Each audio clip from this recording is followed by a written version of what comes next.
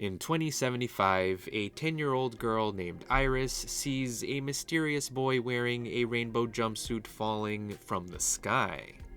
His name is Arco, and he comes from a distant, idyllic future where time travel is possible. Desperate to get back home, Arco needs Iris's help to get back to his proper time period. Now, as someone who doesn't love Studio Ghibli films, which is a controversial statement, I know, I have to admit that Arco is a beautifully animated film with strong Studio Ghibli vibes. One that happens to appeal to my own personal taste since it features an interesting sci-fi premise. Not that I have anything against Ghibli films, I respect the hell out of them. Hayao Miyazaki is an undeniably creative filmmaker. But where most Ghibli films tend to fall into the fantasy genre, I like how this film leaned more into science fiction. There are obvious fantasy elements sprinkled throughout the movie, like how Arco has the ability to speak to birds for some reason, but the film primarily focuses on time travel, dinosaurs, and robots. Basically everything that would appeal to my own personal taste. So I found the story to be engaging, the characters to be sweet, the designs to be fun, and the background animation to be absolutely gorgeous. Every single frame in this film is a beautiful piece of art.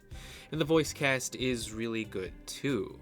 Though the film was originally made in French, I happened to see the English dub of the film, which happens to include talented actors like Natalie Portman, Mark Ruffalo, America Ferrera, Will Ferrell, Andy Samberg, and Flea for some reason. But Romy Faye does a fantastic job of leading this film as Iris, and Giuliano Cruvaldi does an excellent job of playing the titular character, Arco.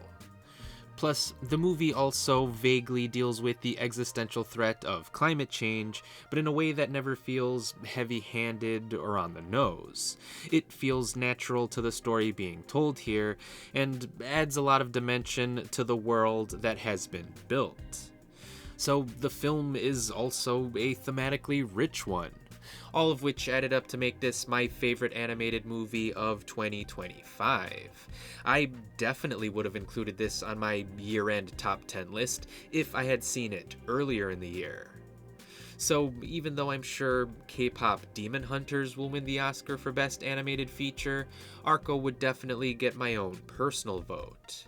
Because if you couldn't tell by the tone of this review, Arco would definitely get a recommendation from me. But be sure to let me know what you think of this film, and as always, thanks for watching.